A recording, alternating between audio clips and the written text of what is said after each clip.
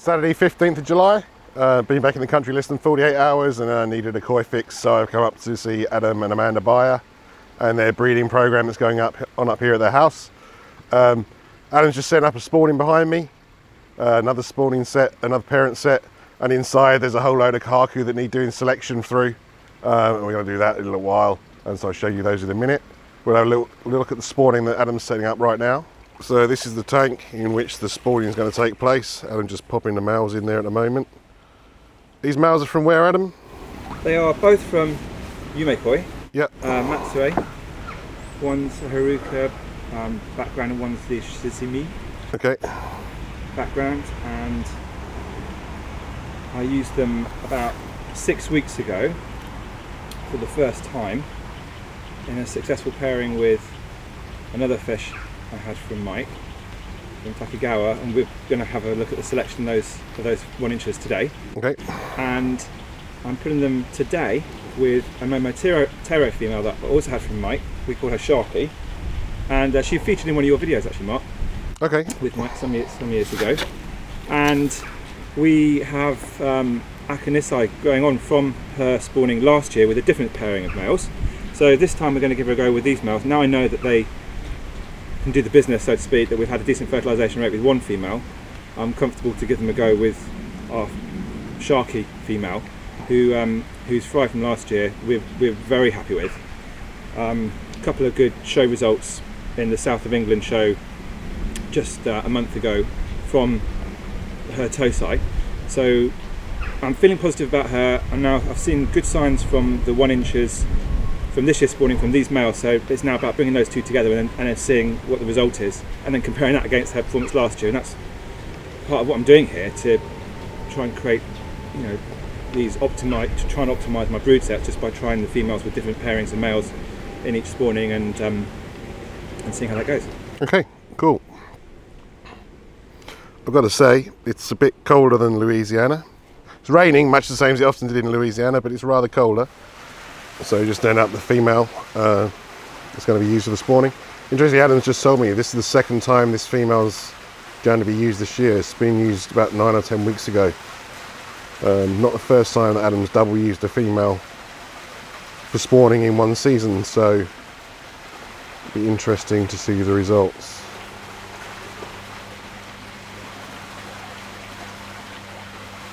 As Adam mentioned, this fish from Momotaro. What size is she, Adam? I don't know actually. Quite big. Probably our biggest fish. It must be around 80. 80. Amanda says 90. Maybe mid-80s. Maybe. Yeah. Okay. So. She's got some volume though. She has got some volume. You can see that from here on the video. Keep coming to my right, Amanda.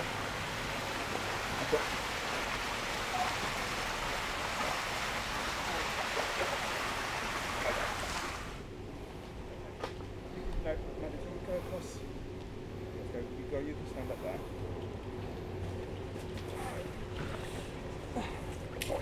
That's it.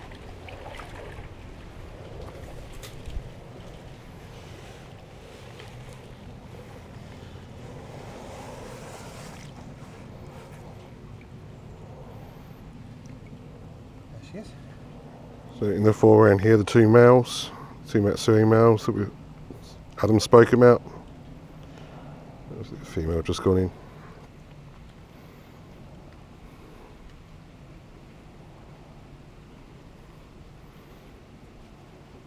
Obviously I won't be here to see the update on these, but if you follow Adam's blog, which I'll post a link to in the notes below, you'll be able to follow Adam's spawning and the success of the spawning.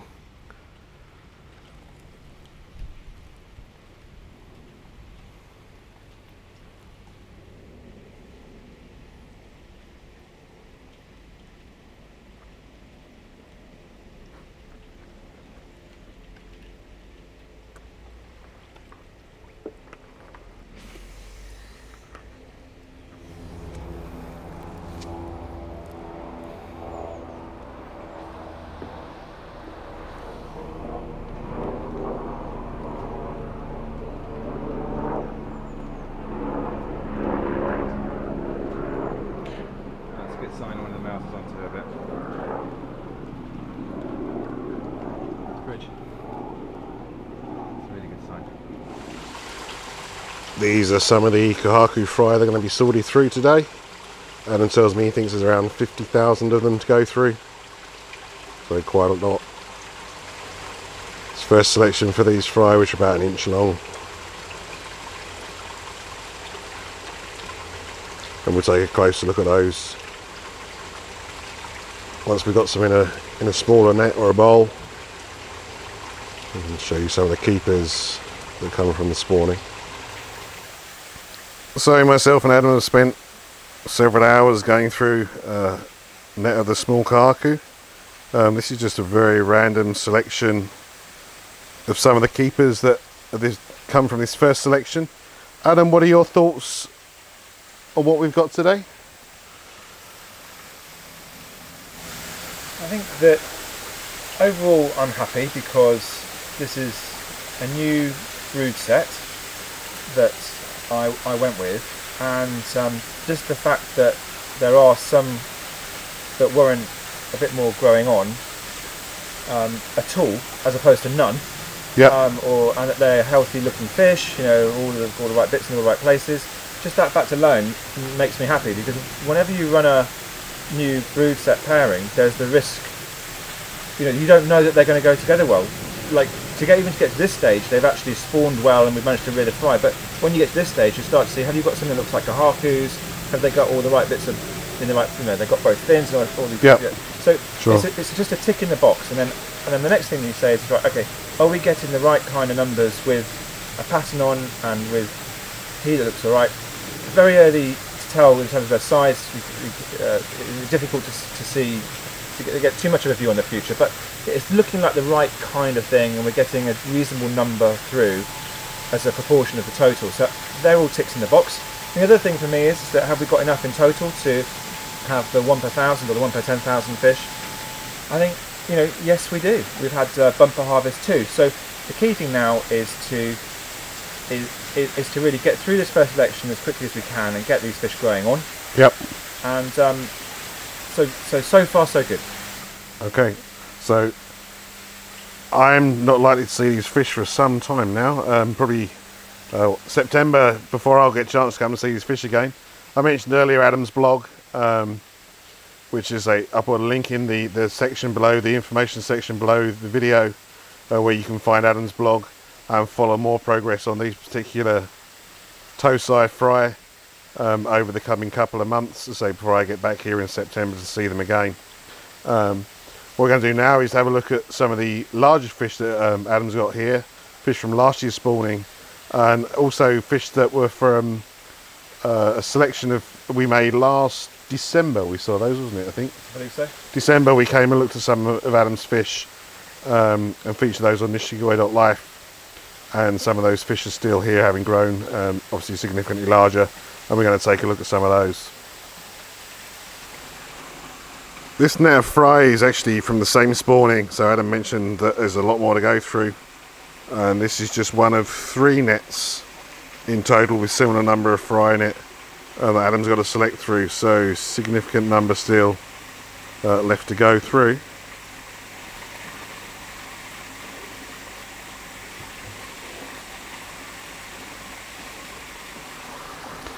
So Adam, what is the food that you're feeding? It's an aquaculture feed that I purchased in bulk from Coffins. Okay.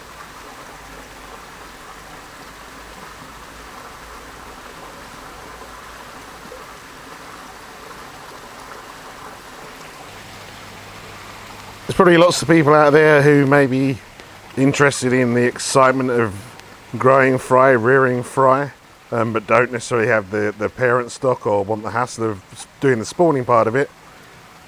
Adam and Amanda sell pretty much anything that doesn't make the grade as far as their selection process is concerned is offered for sale in bulk quantities. So if you're looking at this and thinking, I fancy a bit of that, maybe there's a winner that's been missed, that's in the reject pile, then get in contact with Adam and Amanda via Adam's blog, say in the link below, where you'll find details about how to purchase some of these fish in bulk, young fry to grow on yourself, if you fancy a bit of fun doing that.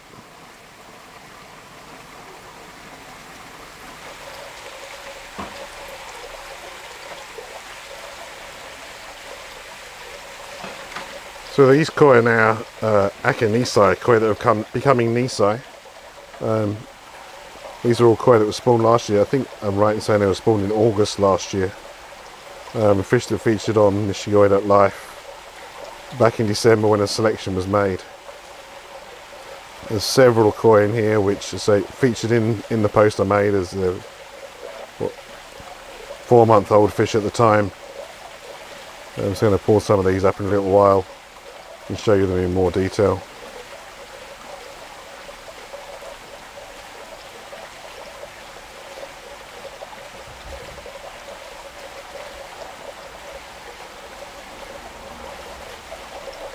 Oh yeah, this one. So this fish Adam's bowling up just now is a fish that we featured in a post on Nishigoi.life back in December. Again, I'll post a link to that on the video or in the comment section below.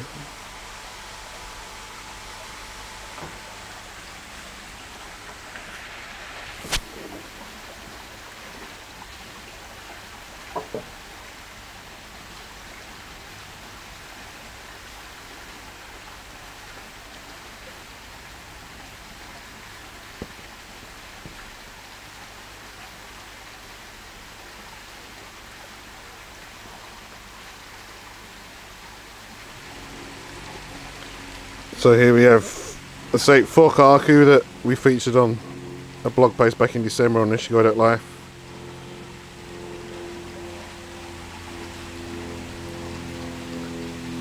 Of course, that was a quick selection, and we didn't always get it right. I have to say, I particularly like this one here, of the 4 in the bowl. This female, Adam? Genuinely, I'm not sure. Okay. So I'm not sure whether they're males or females. Got to say, I really rather do like the quality of that.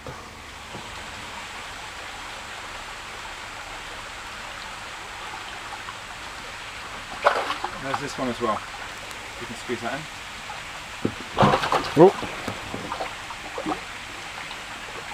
Unfortunately, we just lost the best one. And a 5th one here again, which appeared on that blog post.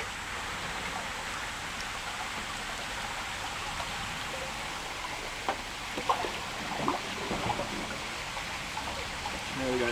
That's the whole set.